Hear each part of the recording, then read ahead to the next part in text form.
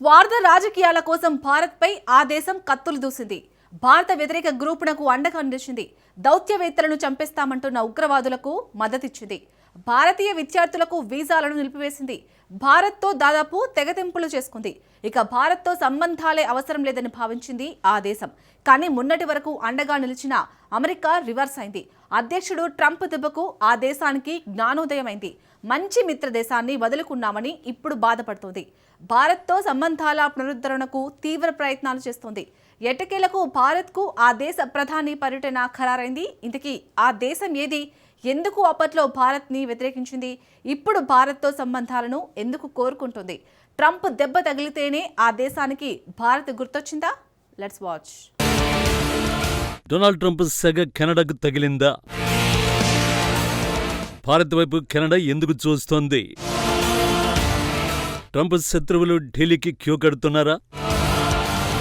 ఖలిస్తాన్ ఈ పేరు వింటే కెనడాకు పూనకం వచ్చేది. తీవ్రవాద భావాలున్న సిక్కుల సమూహం ఖలిస్తాన్ భారత్లోని పంజాబ్ను ప్రత్యేక దేశంగా కోరుతూ విదేశాల్లో హంగామా చేస్తోంది ఈ వేర్పాటువాద గ్రూప్.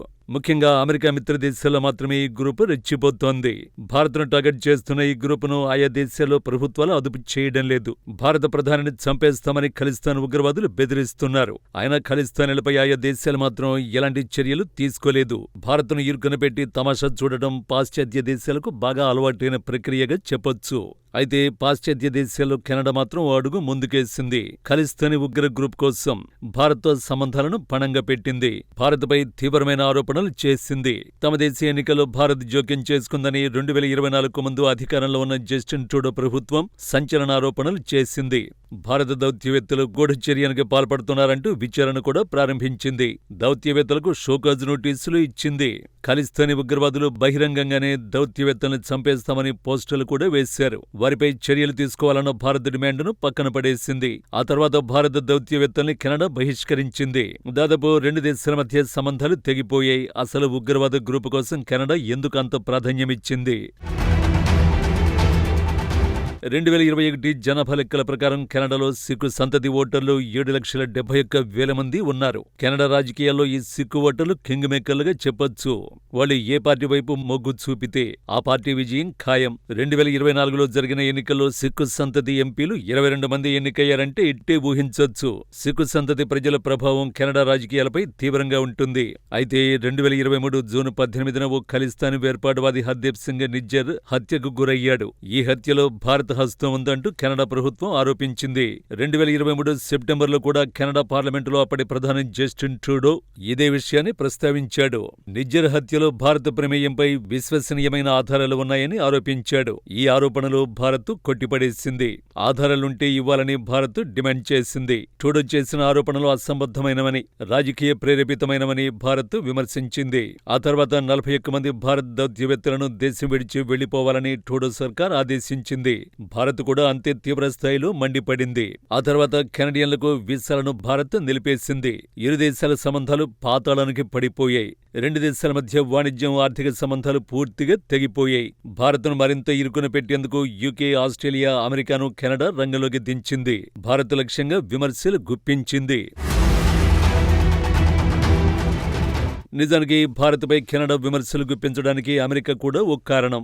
అప్పటికే ఉక్రెయిన్ యుద్ధం జోరుగా సాగుతోంది. ఆ యుద్ధంలో భారత్ తటస్థ వైఖరిని అవలంబిస్తోంది. పైగా రష్యా నుంచి భారీగా చమురు కొనుగోలు చేయడం మొదలుపెట్టింది.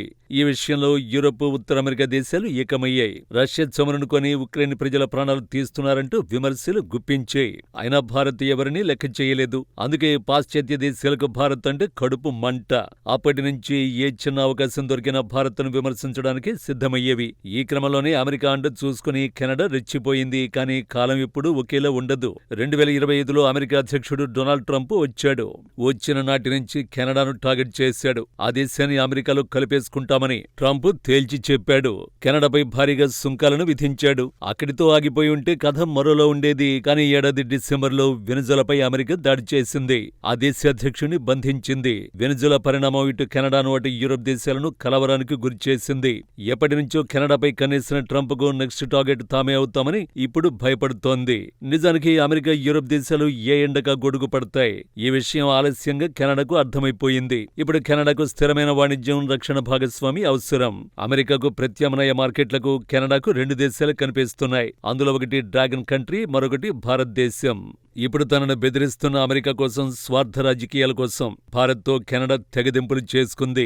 ఇప్పుడు అదే కెనడా భారత్తో సంబంధాల కోసం తీవ్ర ప్రయత్నాలు చేస్తోంది. వచ్చే మార్చిలో భారత్లో కెనడా ప్రధాని మార్క్ కార్నీ పర్యటనకు సిద్ధమయ్యాడు. ప్రధానంగా యురేనియంపై ఒప్పందం కుదుర్చుకునేందుకు కార్నీ ప్లాన్ వేశాడు. 10 ఏళ్ల కాలానికి $200 కోట్ల విలువైన ఒప్పందాన్ని కుదుర్చుకోవాలని కెనడా ప్రధాని యోచిస్తున్నాడు. భారత అణు విద్యుత్తుకు అవసరమైన యురేనియంను ఎగుమతి చేయడానికి కెనడా గ్రీన్ సిగ్నల్ ఇస్తోంది. ఒక యురేనియమే కాదు, crude oil, liquefied petroleum gas, ఎల్పీజీతో పాటు అరుదైన ఖనిజాలను భారత్కు విక్రయించేందుకు కెనడా సై అంటోంది. ప్రధానంగా ఎనర్జీ భద్రత, సప్లై చైన్ పై ఉత్తర అమెరికా దేశం కన్నేసింది. నిజానికి ఇది కేవలం ట్రేడ్ కాదు, ఇది రాజకీయంగా కెనడాకు అత్యంత ముఖ్యమైనది. కార్నీ రాకముందే కెనడాతో భారత ఉన్నత స్థాయి అధికారులు చర్చలు జరుపుతున్నారు. త్వరలోనే జాతీయ భద్రతా సలహాదారు అజిత్ దోవల్ ఒట్టావాను సందర్శించనున్నారు. ఆ తర్వాత సీనియర్ మంత్రులు కూడా పర్యటించే అవకాశం ఉంది. ఇప్పటికే కెనడా ఎనర్జీ మంత్రి టిమ్ హాడ్సన్ భారత్లో పర్యటించాడు. భారత్తో బలమైన ఎనర్జీ బంధంతో పాటు మరింత సహకారం కోసం కెనడా మంత్రి చర్చలు జరిపాడు. ఎనర్జీతో పాటు మైనింగ్, గ్యాస్ ఎగుమతులు తమ చర్చలో కీలకమైనవని కెనడా మంత్రి హడ్సన్ తెలిపాడు. 2 దేశాల ప్రయోజనం పొందేలా ఒప్పందాలు కుదుర్చుకుందామంటూ కెనడా ఆఫర్ చేస్తోంది. ఈ విషయాన్ని కెనడాలోని ఇండియా హైకమిషనర్ దినేష్ పట్నాయక్ నిర్ధారించారు. ఏడాదిలోగా డీల్ పూర్తవుతుందని పట్నాయక్ స్పష్టం చేశాడు. ఈ ఒప్పందాలన్నీ కుదిరితే భారీ మార్పులే రానున్నాయి. నిజానికి 2 దేశాల మధ్య సంబంధాలకు నవంబర్లోనే పునాది పడింది. కానీ ట్రంప్ చర్యలతో ఇప్పుడు ఈ చర్చలు వేగవంతమయ్యాయి. G7 సదస్సు కోసం మోడీ వెళ్లినప్పుడు కెనడా సాదరంగానే ఆహ్వానించింది. అప్పటి నుంచి ఇరు దేశాల మధ్య చర్చలు నడుస్తున్నాయి. మొదట కెనడా మంత్రి అనితా ఆనంద్ భారత్లో పర్యటించారు. ఇప్పుడు ఎనర్జీ శాఖ మంత్రి టిమ్ హడ్సన్ భారత్లో పర్యటిస్తున్నాడు. గోవాలో నిర్వహించిన ఎనర్జీ వీక్ సదస్సుకు హాజరయ్యాడు. కేబినెట్ స్థాయి మినిస్టర్ భారత్లో సదస్సుకు హాజరవ్వడం ఇదే తొలిసారి. 2 ఏళ్ల క్రితం భారత్ను తీవ్రంగా ద్వేషించిన అదే కెనడా ఇప్పుడు సంబంధాలను పునరుద్ధరించుకునేందుకు తీవ్ర ప్రయత్నాలు చేస్తోంది. ట్రంప్ సుంకాల దెబ్బకు నమ్మకమైన వాణిజ్య భాగస్వాములు ఇప్పుడు కెనడాకు అత్యవసరంగా మారింది. ట్రంప్ ఇస్తున్న షాకుల నుంచి తప్పించుకోవడానికి భారత్తో సంబంధాలను బలోపేతం చేసుకోవాలని కెనడా యోచిస్తోంది. నిజానికి ఎనర్జీ సరఫరాల్లో నమ్మదగిన భాగస్వామి కోసం భారత్ కూడా ప్రయత్నిస్తోంది. ఒక రకంగా చెప్పాలంటే భారత్కు కెనడా అవసరం కన్నా కెనడాకు భారత్ అవసరం ఎక్కువగా ఉంది. ఈ క్రమంలోనే దౌత్యానికి కెనడా దిగింది. మార్చిలో కెనడా ప్రధాని పర్యటిస్తే ఇది ఓ టర్నింగ్ పాయింట్ గా మారనుంది. ఇది కేవలం వాణిజ్యానికి సంబంధించింది ఎంతమాత్రం కాదు, 2 దేశాల మధ్య నమ్మకానికి సంబంధించింది. భారత్తో సంబంధాల పునరుద్ధరణకు ఓ రకంగా ట్రంపే కారణం. భారత్పై సుంకాలతో విరుచుకుపడుతున్న ట్రంప్కు మనం కృతజ్ఞతలు చెప్పుకోవాలి. తన మిత్రులను శత్రువులుగా మార్చుకుని ఢిల్లీకి వెళ్లేలా అమెరికా అధ్యక్షుడు చేస్తున్నాడు. So thank you Trump.